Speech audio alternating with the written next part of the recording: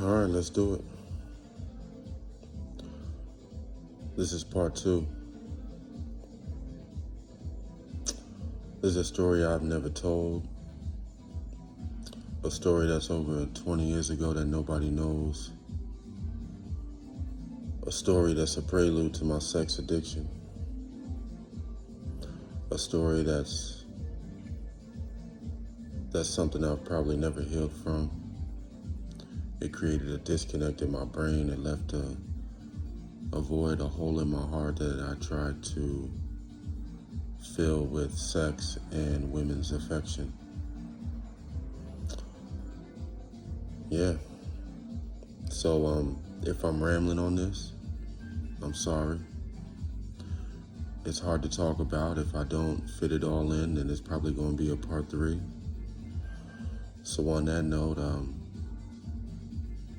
welcome back, man. This is Jared, the 20-year recovering sex addict. 20-year recovering abusive sex addict. And I'd like to welcome you to my life, man.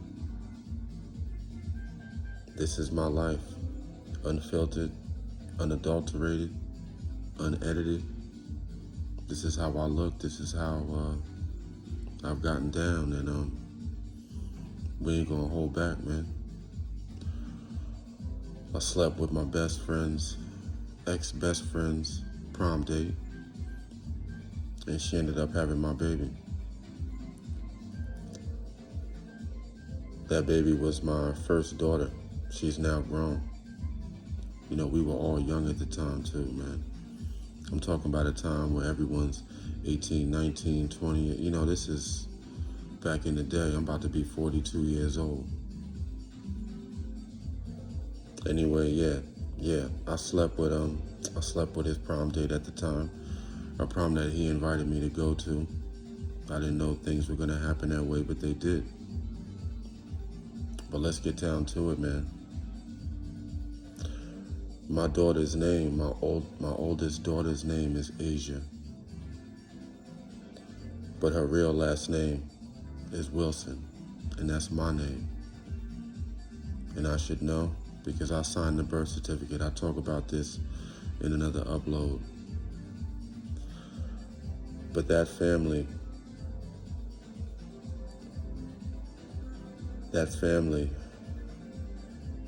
basically kidnapped my daughter and did everything that they could to keep me out of her life.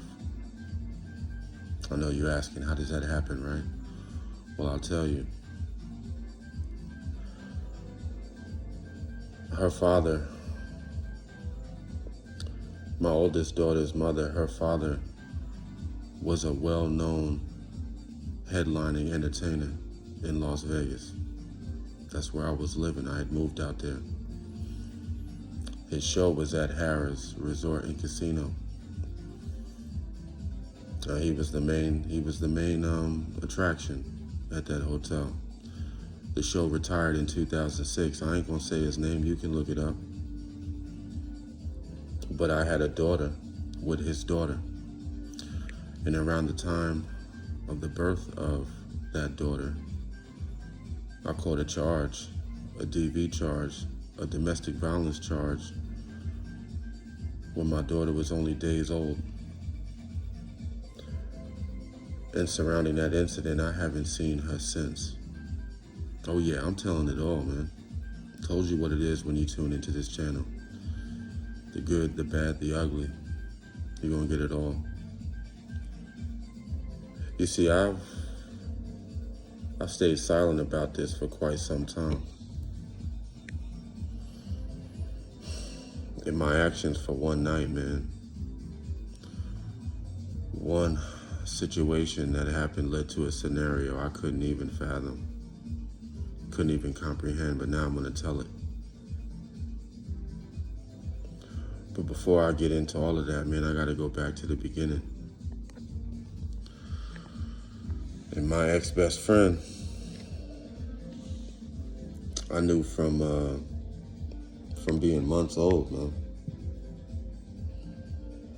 Months old. My mother knew his mother. My grandmother knew his grandparents. I mean, we go back. he was kind of short, kind of corny. We really weren't.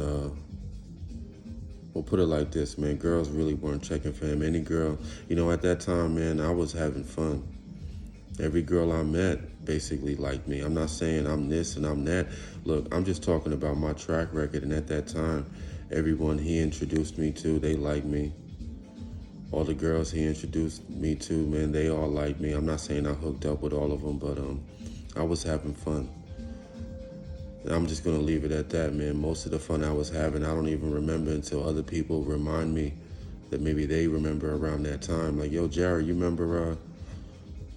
Yeah, now I do. And I'm not even being mean at all, but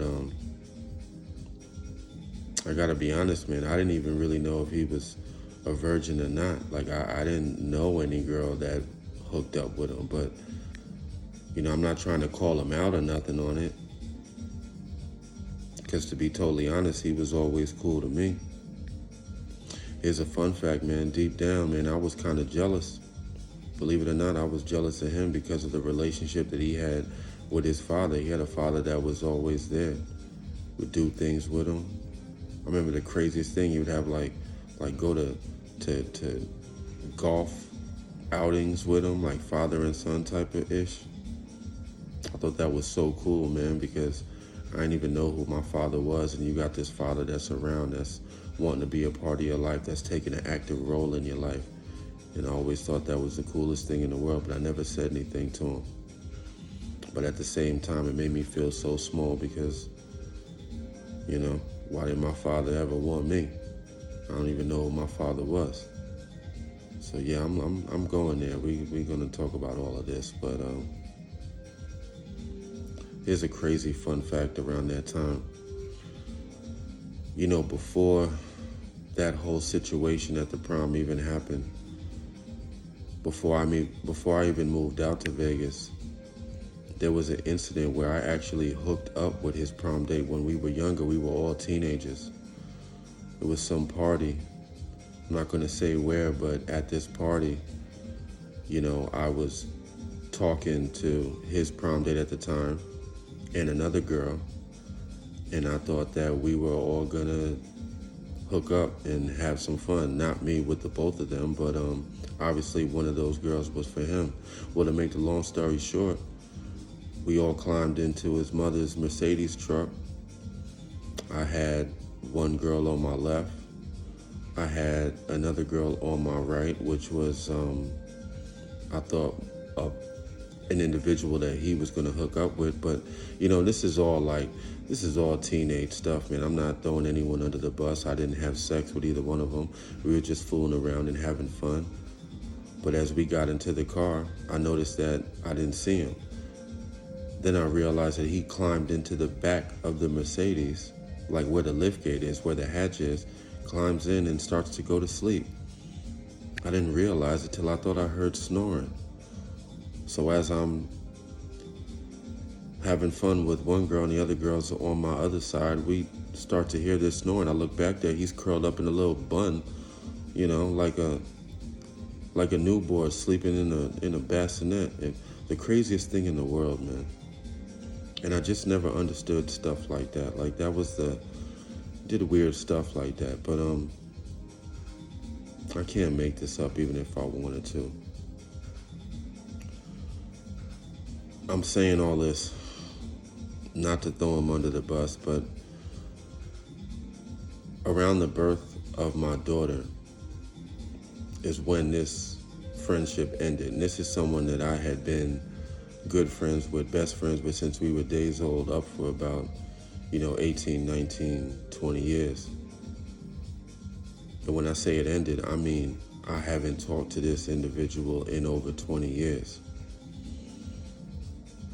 But I get it though, because when push comes to shove, you can't be my friend and have a cordial relationship with my daughter's mothers too. It doesn't work like that. When I tried to tell this story to someone, they told me, Jared, that person wasn't your friend. He was jealous of you, which I don't know. I'm not trying to believe that so much. You know, if it is, it is. This is all back in the day.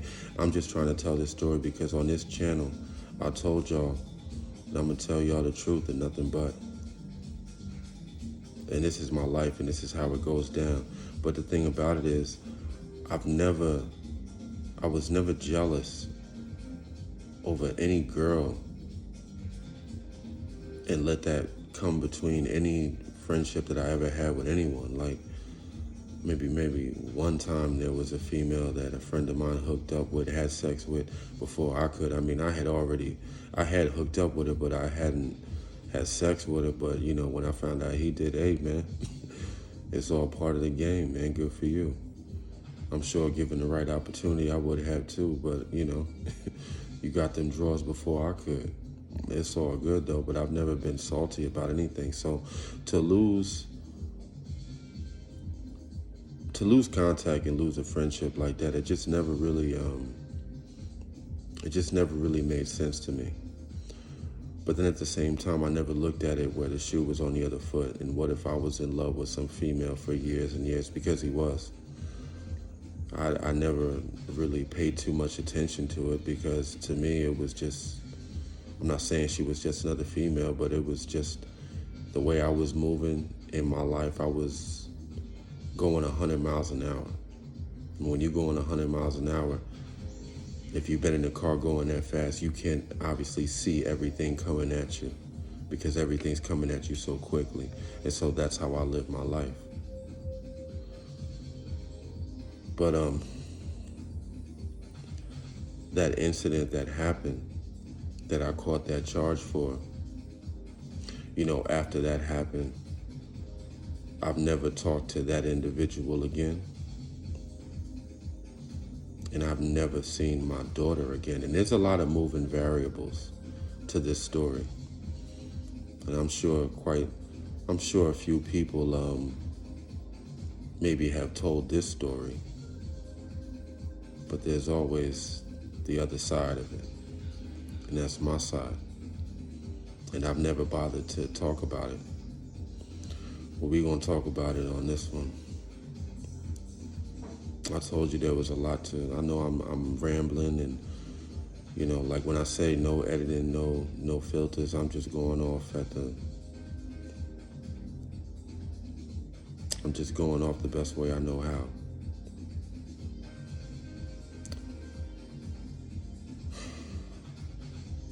So stay tuned for part 3, man.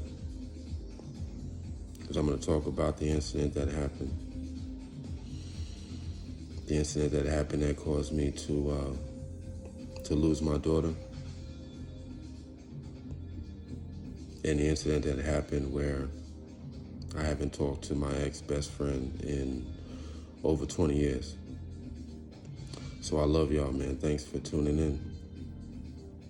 I really do.